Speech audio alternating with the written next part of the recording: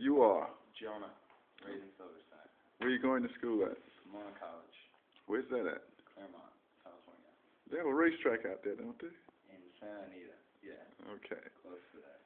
So you've been doing some research, you say, on Yeah, one of our local artists. on John Michel Basquiat. So what did you get into when you began to probe into that area? Well, I think the reason for beginning to probe into that area was just the immediate force of looking at his work. I mean, I'm a little young. I was born 4 years after he died, 3.5, something like that. So that connection was never there. But something about just his work and his persona was very compelling. And so once I started to dig, I was really interested in kind of the way that he made his work, and kind of how it wasn't this super long thought out process where he had a perfect idea of what was going to be on the canvas from the moment he started doing it, but rather it seemed like this real interaction with the art form and with whatever he did, where he was constantly taking in, absorbing, and then putting that in his work. And kind of, I was just so interested in the fact that he was always watching TV when he was painting, he was always listening to music when he was painting, he always had books splayed out everywhere when he was painting. And kind of this idea that work obviously doesn't have to be just purely I mean, we all know that, but purely representing what's there, but kind of this constant process of navigating the world around us. And I think his work really demonstrates that in a way that is incredibly original, and kind of, on one hand, Jean-Michel always comes through in his work. On the other hand, he's doing that through so many other people's works, whether it be reusing forms that Picasso used, or reusing cartoon figures, or painting portraits of Charlie Parker, but kind of him filtering himself through the mass amount of information in life that is out there, and was there, and will continue to be there.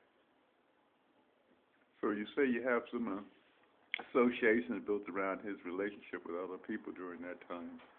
So what are those pieces? How do they come together? Well, I wrote the paper, and my thought process was connecting it not to people that he knew personally, but kind of people coming out of, I talked about in terms of the rapper Nas's first album, Illmatic, and the rapper Notorious B.I.G.'s first album.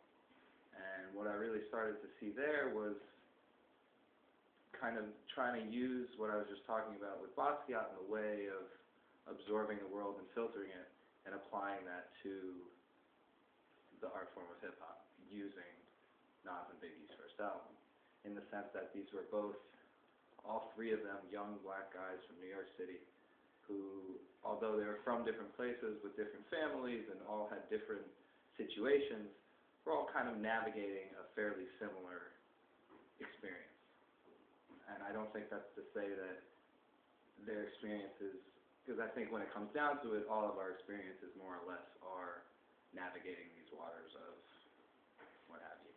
But I was very interested, I mean, I've always been very interested in hip-hop, and I see Basquiat as like a direct corollary to hip-hop for painting, in the sense that hip-hop is based off of the music, is based off of music that has come before, through sampling and through kind of reusing of music from before, but then that's immediately juxtaposed by the MC, in the sense that they always have to be present, and they have to be there, and they have to be giving themselves to the form for the whole time that they're up on the stage or in the studio. And I think that that juxtaposition really works well with the way that Basquiat thought about his work, in the sense that on one hand you're reusing these past forms and explicitly working with reconstructing what was already there, but at the same time through that, a stark sense of individuality immediately comes and I think what I kind of started with was this kind of spontaneity of creation that I saw in both of them. Like I was saying with Basquiat, how he would just stand in front of the canvas and paint and move from one to the other and just nonstop. And you read about, though there's not much, you read about, there's one example in particular for Nas and Biggie.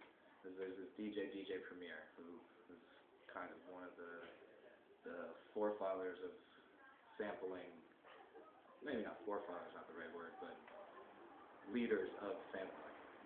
And he tells these two parallel stories, kind of, he doesn't tell them in a parallel way, but I brought them together. But New York State of Mind, which is the first song off of Illmatic, the first real song, DJ Premier made the beat. And he talks about the recording session where he and Nas were in the studio, and DJ Premier put together the beat, and Nas was sitting there. They were sitting there smoking, joking around, and less than an hour of listening to that beat and DJ Premier making that, Nas goes in the booth and in one take records the entire song straight through. And Nas is notorious for writing things, so I'm sure he wrote things down, but the fact that he just could sit there for that short a period of time and lay down such a fundamental piece of work was just incredible. And then you hear Premier talks about a very similar story with Biggie for the song Unbelievable, where they went into the studio, they were smoking, they were drinking, and in less than an hour, in no time, Big goes in there, he's just like, I'm ready. He goes in, spits Unbelievable, in one take also, and the song's there. And for me, there's something about that begins to tie into kind of what I was talking about before. And that's like the initial point of jumping off that I was talking about. Does those people have any bleed-offs in today's music and today's paintings? Have you seen anything that's related to it, anything like that? I mean, the countless amounts of... Besides you taking a historical interest in it? I mean, I think that, well, Nas is still here, as opposed to the other guys. Nas is still here. And I think everybody, whether you're in the critical music community or a hip-hop head or a rapper, understands the power of that first album from Illmatic, and kind of has, everybody's listened to it. And kind of this remains within the pantheon of these albums that just somehow came together. So Basquiat's paintings, how do they connect with today's society? I think we're still trying to understand them. I mean, Have you seen his paintings? I've seen a couple. They are incredibly difficult to see because they're in private collections all over the place. That's what I was referring to. Yeah. I've seen a couple. I've seen Joe Louis Surrounded by Snakes. I saw that there was an exhibit out in Los Angeles for like art in the streets, which was kind of bringing together all these artists, and Basquiat was kind of just thrown in there without much emphasis, because of course he relates to these artists, but he wasn't a graffiti artist. He started writing graffiti, but it was not, he wasn't writing Jean-Michel Basquiat. He had these tags, these Samo tags, and I don't know if you remember seeing them, but these kind of very subversive, witty, acerbic remarks just about the world and the art world, just in black spray paint. So I saw the Joe Louis Surrounded by Snakes, and then about a month ago, I had been doing research and saw that there was a Basquiat selling at, it was Christie's, the auction house. Ended up selling in total with commission for $31 million. $31 million. And it's a painting about this wide, this tall, and it's an untitled work from 1981 where there's a black figure with kind of skeletal gestures around his stomach and here, and he's holding up a fishing rod with a fish hanging from it. It's untitled, and I saw that. And those are the only two works that I've seen, and I've tried everywhere I go. I ask, because I do research and see where they are, but They're in the back. Some of them are in the back collection somewhere, or they're in somebody's house somewhere else. I mean, next time there's a retrospective, that's where I'll be. Okay. I mean, to answer your question, $31 million is one of the ways that his work resonates with today. But I think when there's kids like me and my friends, because the reason I also did this work is my friends and I had gotten, one of my friends had seen a retrospective of his a couple years ago and has this poster sitting in his room. And it's one of the photos where he has his dreads tied up like here and he's wearing a suit and he's just giving you this look that's just, and from there we started watching some of the documentaries and looking at his work, and one thing led to another. But a funny story about that photo, kind of all these ways that his work and these guys resonate with today. I was at a critique for some of the work that I had done. I'm a photographer as well. And I had taken some portraits, and one of them was the friend who had the Basquiat poster in his room. And in the portrait, it was my friend sitting in his room at his desk, kind of just looking up at me like this. And in the back corner of his room is that portrait. And there was one woman in the class who could not stop talking about the portrait. She had no idea who Basquiat was or what he had done or anything, but she couldn't stop talking about the look he had in that corner over in his room.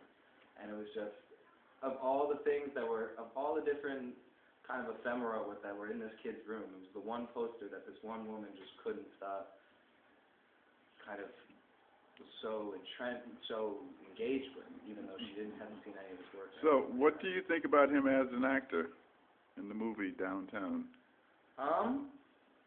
You know, I enjoyed the movie.